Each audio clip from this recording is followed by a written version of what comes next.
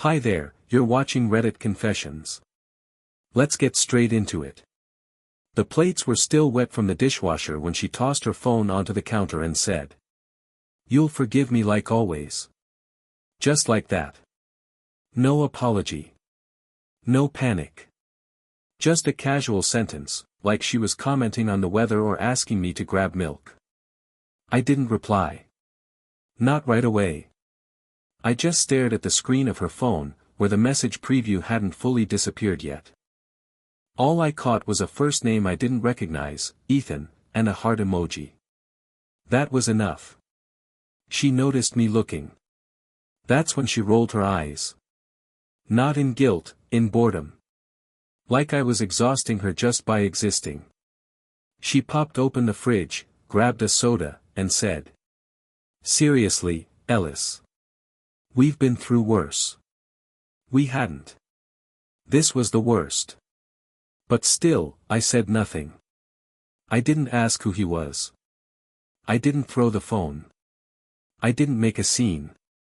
That was always her complaint, actually, that I was too quiet, too passive, too soft. Funny how those same traits let me slip out the door without a sound that night. While she showered, I packed a bag. 1 hoodie. 2 shirts. My toothbrush.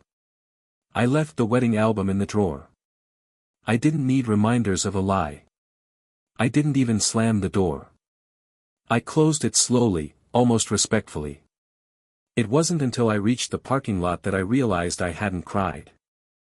I just sat there in the driver's seat, gripping the steering wheel like it was the last thing I could still control. I kept hearing her voice, over and over. "You'll forgive me like always." That's what hurt most. Not that she did it. But that she was confident I wouldn't do anything about it. It's weird how silence feels louder when you're the one who created it. That night, after I left, I didn't check into a hotel or crash with a friend. I drove. 4 hours. No destination, just me and the sound of the turn signal clicking when I didn't even need to change lanes. I stopped at a gas station around 2 a.m., sat on a curb, and stared at the vending machine like it owed me answers. The air was cold. My hoodie didn't help much. I kept going over it in my head, not just the moment in the kitchen, but the months leading up to it. The weird smiles at her phone. The girls' nights that ended at 3 a.m. The coworker happy hours I was never invited to. I had ignored all of it because I didn't want to believe I was being left behind. And what hit me hardest wasn't even that she cheated, it was that she was bored of me. Like I had become part of the furniture. Something to be stepped around, maybe dusted off once a week, but mostly just there. The next morning, I went to my cousin Marlon's place. He was surprised to see me on his doorstep with a duffel bag and bloodshot eyes, but he didn't ask questions. He just opened the door, handed me a mug of bad coffee, and turned on the TV like we were teenagers again. I don't know what I would have done without that. By the 3rd day, I still hadn't heard from her. Not a text. Not a call. Not a single, "Where are you?" That silence said more than any confrontation ever could. But the 4th day. That's when things started unraveling. Marlon handed me my phone that morning with a raised eyebrow and said, "Dude, your wife just posted a story at some guy's house." I took the phone and felt my stomach drop. There she was, Lenny, laughing on someone's couch, holding a wine glass, and sitting way too close to a guy I'd never seen. He had one of those smug, chin-scruff faces and that awful confidence guys like me never understood. The caption? "Finally relaxing with people who get me." I must have read it 10 times. It wasn't just about him. It was aimed directly at me. Like she wanted me to see it. Like she wanted me to know that I was never enough. I could have ignored it. Blocked her. Pretended she didn't exist. But instead, and I'm not proud of this, I clicked through the rest of her stories. There were 3 more. A boomerang of her clinking glasses. A slow pan of a record player spinning some vinyl I didn't recognize. And the last one? A selfie. Her curled up on that guy's lap. His hand clearly on her thigh. And she had the nerve to post that with our cat in the background, Max. She took our cat to his place. I didn't even know she had the pet carrier. I didn't call her. I didn't storm over. But I did something maybe worse. I started looking. I opened her Instagram followers and scrolled. Found him. Ethan. Photographer. Vegan. Truth teller, according to his bio. I clicked on his profile and there it was, photos of Lenny, professionally edited, smiling in ways she hadn't smiled with me in years. Some were from weeks ago, while we were still married. One was even captioned, "Some people just make you feel like art." That's when I realized it wasn't an affair. It was an exit strategy. She had replaced me before I even knew I was being replaced. I closed the app, dropped the phone on the couch, and sat in silence for what felt like an hour. I didn't cry. I didn't scream. I just sat there, quietly grieving someone who hadn't died, just moved on without looking back. And for the first time in this whole mess, I didn't want her back. I just wanted to understand how I let it go so far without seeing the signs. I kept telling myself I was doing the right thing by staying quiet. That I was somehow taking the high road. But that road felt more like a dead-end alley, where I was the only one bleeding while she danced past me like nothing ever happened. By the end of the week, I couldn't sleep. Every time I closed my eyes, I saw that smug guy's hand on her thigh. I kept hearing her say it in my head, again and again, "You'll forgive me like always." Like I was just some spineless fixture in her life, reliable, predictable, disposable. And I almost was. Until something happened I didn't expect, people started messaging me. It began with Abby, one of Lenny's old college friends. We'd barely spoken in years, but she sent me a simple message, "Hey, not my business, but I thought you should know, she's been saying some stuff about you at the gallery event. You okay?" I stared at that message for a solid minute. Then two more came in. One from a friend of a friend. Another from a guy I only knew because he DJ'd our wedding. All of them asking some version of, "What's going on with Lenny?" Apparently, Lenny had started rewriting the story. According to her, I was emotionally unavailable, holding her back, and clingy to the point of suffocation.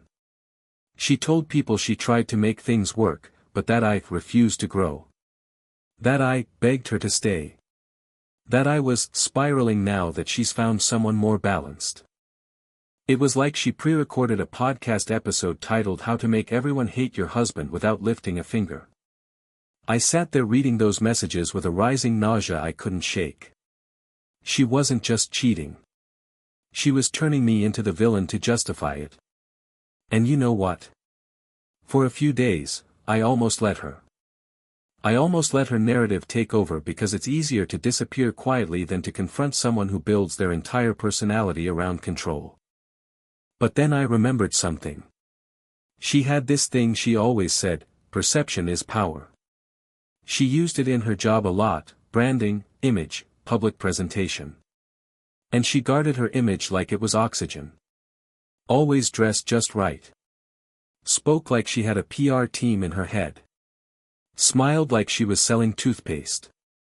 But now she was weaponizing that image to destroy me while sipping Merlot in someone else's apartment.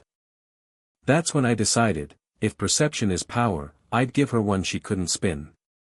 So I posted. One single post. On my barely used social account. No rants. No names. Just this. When someone tells you you're hard to love, remember, they were never trying to love you, they were trying to break you quietly. And then I uploaded 3 photos. One of our cat, Max, curled up next to my hoodie in my cousin's apartment. One of the empty ring box, still sitting in the drawer where I left it. And one from our wedding day. Just my hand. Holding hers. Cropped so her face didn't show. That post sat there for 6 hours before the messages started pouring in. People I hadn't heard from in years. Are you okay? What happened? Wait, is this about Lenny? She called me that night. Not texted. Not messaged. She called, voice shaking, angry, frantic. I didn't even say hello. Just answered and waited. Her first words. What the hell do you think you're doing? She didn't ask if I was okay. Didn't apologize. She just launched into a panicked rant about how I was making her look bad and how unfair it was of me to air private things publicly.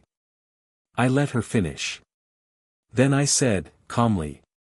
You've been rewriting the story. I'm just correcting the grammar. She hung up. That night, I finally slept. But I knew it wasn't over. Because when someone builds their identity on control and performance, they don't just walk away when the spotlight turns on them. They fight. And she was just getting started. I didn't expect the post to explode the way it did. I'm not some influencer or social media wizard.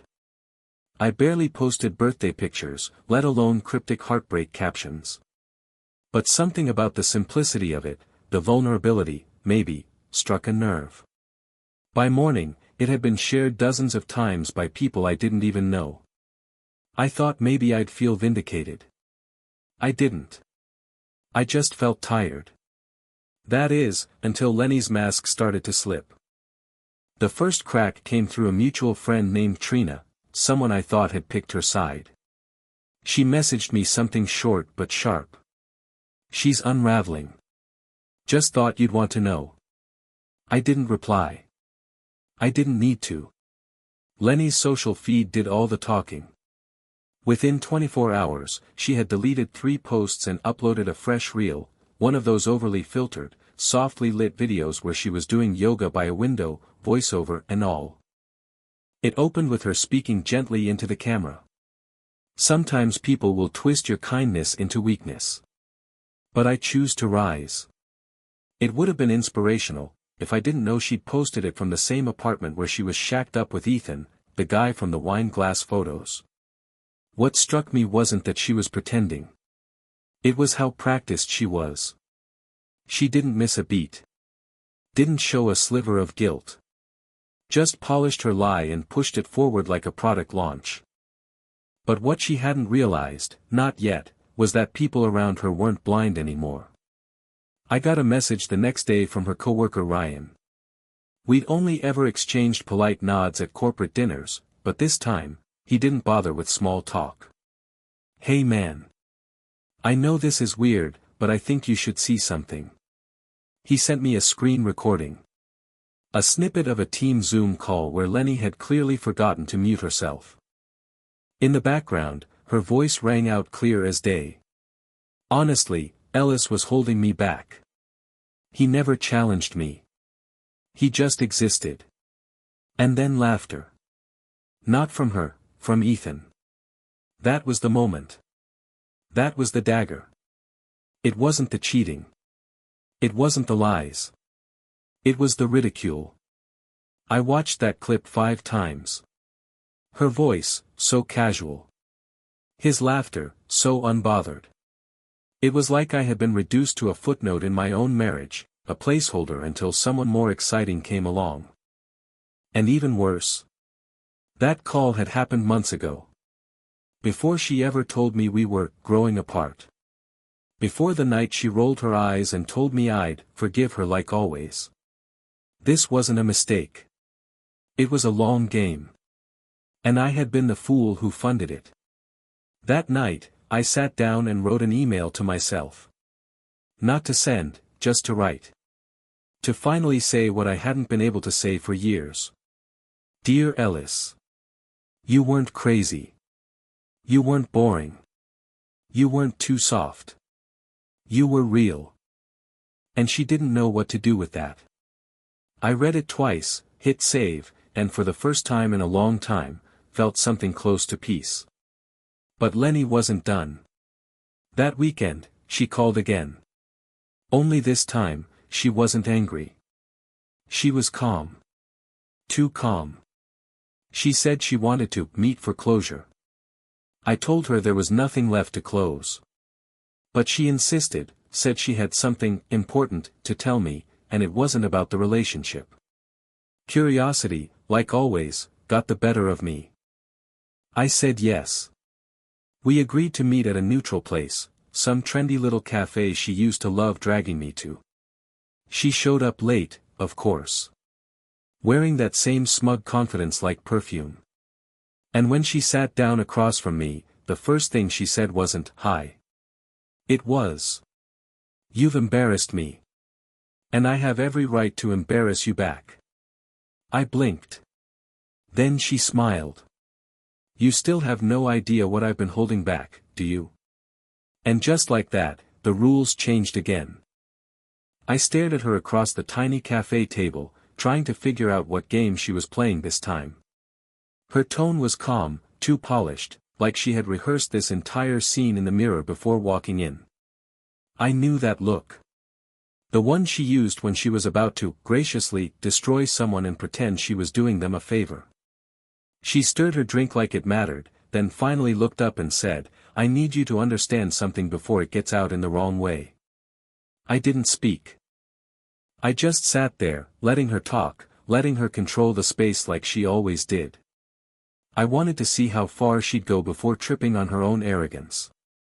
She leaned in slightly and whispered like we were co-conspirators, "Ethan isn't just a rebound.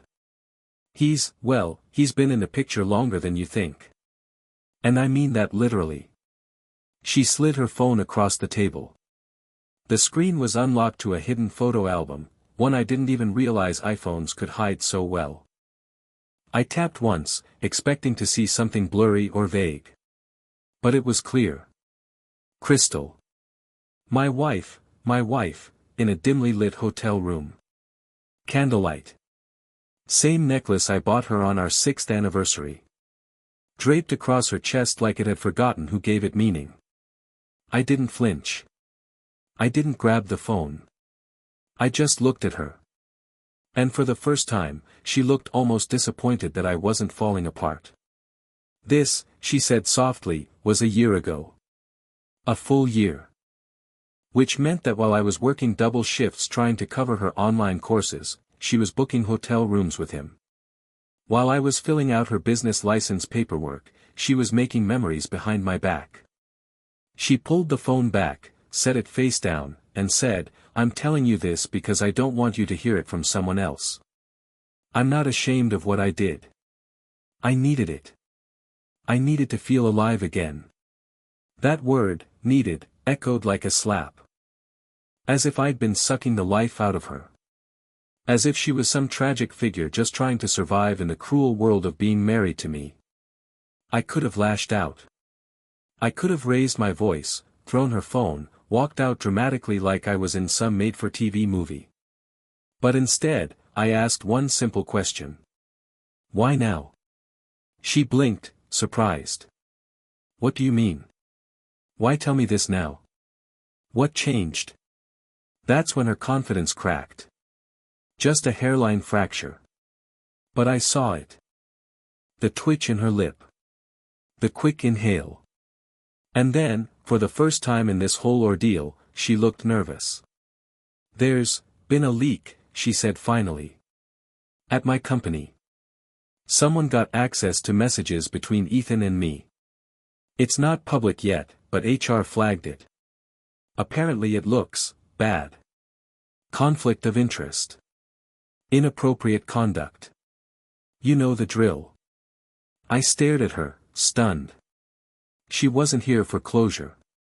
She wasn't here to confess out of guilt. She was here to get ahead of the fallout. She needed me quiet. "You're worried I'll go public?" I asked. She didn't answer, but the way she shifted in her chair told me everything. She wasn't worried about me as a person. She was worried about me as a threat. The same man she had spent months mocking, minimizing, and humiliating, now suddenly dangerous because I had the truth. And the silence she once relied on. That silence had become leverage. I leaned back, breathed slowly, and said, "I'm not going to ruin you, Lenny. You're doing a great job of that yourself." Her face changed. For a second, I think she thought I was bluffing, like I'd come crawling back later, begging to make sense of all of this. But I didn't. I stood up, paid for my drink, and left. On my way out, I passed by a family sitting at a corner table. 2 kids were laughing, trying to balance spoons on their noses. Their dad was smiling, watching them, holding his wife's hand beneath the table. They didn't notice me. But I noticed them. And I realized, in that moment, that I had spent the last 11 years trying to love someone who didn't even know what real love looked like. And I had no idea what would happen next. But for the first time in a long time, I wasn't afraid to find out. I thought that would be the end of it. After that cafe conversation, after her pathetic attempt to get ahead of her own crumbling narrative, I thought I'd seen the last of her games. But people like Lenny don't know how to lose quietly. When their illusion starts to burn, they don't put out the fire, they try to drag everyone else into the flames. It had been a week since our awkward closure meeting. I'd blocked her number, moved out of Marlon's place into a short-term rental, and started going to the gym for the first time in years, not because I wanted revenge or a glow-up. I just needed to stop sitting still. Stillness was dangerous for someone like me. It made my mind race, rewind, replay every conversation where I should have asked more questions, should have paid closer attention. Then, out of nowhere, I got a text from an unknown number. "Check your email. Thought you'd want this before the board sees it." No name. No context. But something about it felt serious, the kind of message that makes your pulse skip even before you open it. I rushed to my inbox, heart thudding. There it was. One new message with an attached zip folder. Subject line, internal complaint, Len Nora Walsh, confidential. I hesitated. For a moment, I thought, this could be fake. Malicious. A trap. But curiosity won, like it always did with her. I opened it. Inside were 6 PDF files, redacted reports, anonymous witness statements, 1 HR memo marked urgent. My hands shook as I skimmed through them. The complaint wasn't from Ethan. It was about Ethan. And about Lenny. Apparently, she wasn't just having an affair with a coworker. She had been sponsoring him, personally pushing him for promotions, budget approvals, projects. Everything. She even overrode a hiring freeze to secure a position for him. And people noticed. Quietly, at first. But the whispers turned into statements, and the statements turned into documentation. Worse, there was a timeline. And that timeline made it very clear, she had been funding their little affair with company resources, travel reimbursements, client dinners that weren't real, productivity bonuses based on falsified reports. This wasn't a scandal. It was fraud. I sat there, stunned, reading each page as if it would start making sense the more I stared. But it didn't. Every new paragraph was another layer of the woman I thought I married, peeled back to reveal someone I didn't even recognize. And then I reached the final document.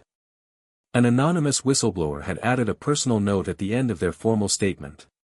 Not something required. Just something they needed to say. She used to be sharp. Controlled. But lately she's reckless. Ethan's not who she thinks he is, and if she goes down protecting him, that's on her. It was vague. Frustratingly so. But it was enough to plant a seed. What if Ethan wasn't just a smug opportunist? What if he had his own agenda, and Lenny was just another rung on the ladder? That night, I did something petty. Something I swore I wouldn't do. I created a burner account and sent one of the reports, the most damning one, to Lenny's personal email. No subject. No message. Just the file. I wanted her to know I knew. I wanted her to sweat for once. The next morning, she tried calling again. I didn't answer. She left a voicemail, voice shaky, tight, like she was on the verge of snapping. You think you're clever? You think you can scare me? You have no idea what you've done, Ellis. She was right. I didn't. Because 3 days later, I got another email. This time from Ethan. He used my full name. Said he regretted how things unfolded. Said he never meant to cause problems. But there was one line that froze my blood more than anything Lenny had ever said. You don't know what she's capable of when she's desperate. I do. So if you're smart, walk away. Now. And just like that. It was no longer about love, or heartbreak, or betrayal. It was about survival. Ethan's warning lingered in my inbox like a ticking clock. I kept rereading his message, trying to decide if it was a veiled threat or a coward's attempt to rewrite history before everything collapsed. There was no apology, no admission. Just a simple suggestion, walk away, now. As if I hadn't already tried. As if I hadn't left her behind weeks ago. But the more I thought about it, the more it rattled me. You don't know what she's capable of when she's desperate. Why would he send that? Why now? I tried to ignore it. I tried to move on, keep my head down, focus on work, routine, anything. But the unease wouldn't leave. It followed me into grocery store aisles and crept into my thoughts when I brushed my teeth at night. Until finally, I decided to stop wondering and start digging.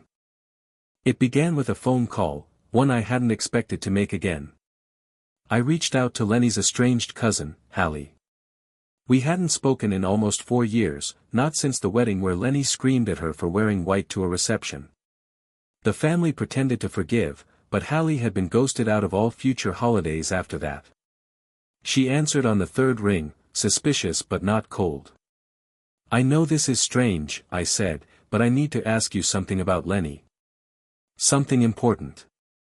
And maybe a little, dangerous. Hallie laughed softly, bitterly. Dangerous is kind of her specialty, isn't it? I explained everything, at least the parts one could without sounding completely insane. The affair. The reports. The voicemail from Ethan. The email. Her sudden panic. And the strange, sharp edge to all of it that felt deeper than just cheating or corporate fallout. It felt strategic. Almost, trained. There was silence on the other end for a moment. Then Hallie said, "Did she ever tell you what happened when she lived in Colorado?" My throat went dry. She told me it was a weird year after college, I said. That she did freelance design and crashed with a friend. Why? Hallie sighed. She didn't freelance. She disappeared. Ghosted everyone in the family for nearly 11 months. She changed her number, blocked her mom, never came to Nana's funeral. We didn't hear from her until she showed up out of nowhere with blonde hair and a new job in marketing like nothing happened. Why didn't anyone say anything? She made us feel like we were crazy for asking. Said we were controlling and stifling her growth. Typical Lenny vocabulary. Do you know where she went? She was living with a man named Marcus. No one knew much about him. All we got were scraps from an old friend of hers who said she looked off. Like she wasn't herself. Then one day, he just vanished. And she came back like it never happened. I could barely breathe. What happened to him? I asked. No one knows. His name never came up again. No police report. No social media. Just gone. I didn't push because frankly, I was scared of what I might find. I hung up that night with hands trembling, skin cold. This wasn't just about betrayal anymore. Lenny wasn't just some disloyal spouse trying to reinvent herself through an affair. She was someone who had learned, maybe even mastered, the art of disappearing consequences. I started tracing whatever I could. I searched online for Marcus. Nothing.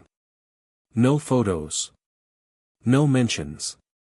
But when I looked deeper, really deep, into old directories and archived web snapshots, I found something. A photography site. Long defunct.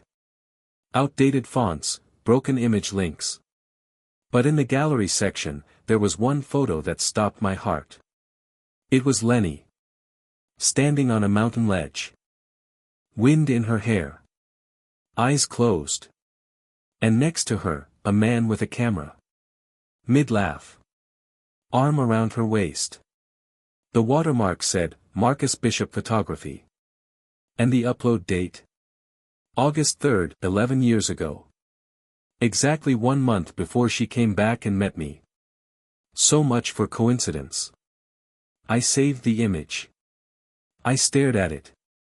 I imagined her in that moment, not the wife I knew, but the version of her that existed before me. A woman who had erased a past life to build a new one from scratch. And now, when the cracks were forming again, I wondered if I was next in line to be erased. Not physically. But narratively. Because Lenny didn't break up with people. She rewrote them. And I was about to find out how far she was willing to go to keep her story intact. There's something strange about seeing yourself from the outside. When you finally stop being the person clinging to the wreckage, and instead become the one stepping out of the fire, scorched, sure, but standing. That was me. I didn't recognize it at first. I thought I was just surviving. But I wasn't. I was becoming someone new. The photo of Lenny and Marcus haunted me for a few days, but I never confronted her with it. Not because I was afraid. Because I didn't need to. I realized something, she didn't care about what was true. Only what could be controlled. And I wasn't going to give her another chance to twist the ending. Instead, I gathered everything I had, the HR reports, the emails, the screenshots, and sent a single email to her company's legal department. No commentary. No revenge. Just the facts. And then. I let it go. Truly let it go. For the first time in years, I stopped checking her socials. Stopped waiting for her to call or explode or threaten. I stopped rereading old texts, stopped replaying our last fight, stopped wishing for a version of her that never existed. I closed the book. Not to burn it. Just to shelve it, where it belonged. In the past. A week later, I got the message I didn't expect. Not from Lenny. From Ethan. Again. But this time, it was one sentence. She's gone. She quit. No goodbyes. No trail. No statement. Just vanished. Classic Lenny. Rewrite. Escape. Reinvent. But this time, I didn't chase her. I didn't wonder where she went or who she'd become next. Because for once, I wasn't part of her next version. I was building mine. It started with small things. Fixing up my rental place. Cooking for myself again. Reconnecting with friends I'd ghosted during the marriage. I even started painting, something I hadn't done since college. It sounds cheesy, I know, but it helped. A blank canvas doesn't lie. It doesn't manipulate. It just waits for whatever you're willing to give. I still think about Max, our cat. She kept him. Of course she did. But I like to think he's okay. That somewhere, in whatever apartment or city she's landed in now, he still curls up in the sun and purrs like nothing ever happened. As for me, I'm not healed. Not completely. But I'm honest. With myself. With others. And that's more than I can say for the man I was before all of this. Lenny used to say I was too soft. But I've learned that soft isn't weak. It's surviving without becoming the thing that broke you. And that strength she'll never understand. Thank you for watching this story unfold here on Reddit Confessions. If you made it this far, I want to hear from you. What was the moment in this story that surprised you the most? Have you ever known someone who reinvented themselves like Lenny did? Drop your thoughts in the comments, let's unpack it together. And don't forget to like, subscribe, and turn on notifications for more powerful stories just like this one. Until next time, stay true to yourself, even if they weren't. This was Ellis. And this time, I told the story.